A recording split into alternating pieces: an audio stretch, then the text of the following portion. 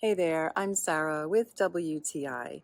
And when it comes to solar powered lights, this one is a work of art. What stands out to me about this beautiful solar powered light from VCUTEKA is how well made it is.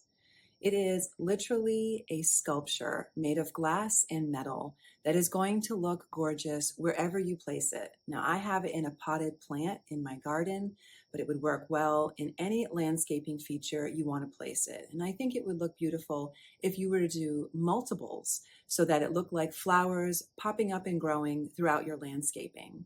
So during the day, the sun shines on the beautiful glass flowers and the lovely metal of this solar powered sculpture.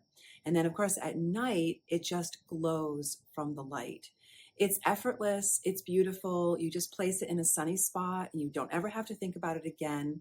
Now, with the spike and all the way to the top of the light itself, it measures about 30 inches. So you're getting a good size solar powered light, but really it's more of a solar powered ornament that you can place, something of beauty that you can put anywhere in your landscaping. So if you love flowers and you love unique pieces of art and you also love solar powered things, you're going to really love this light from VCUTEKA because it's all of those things combined.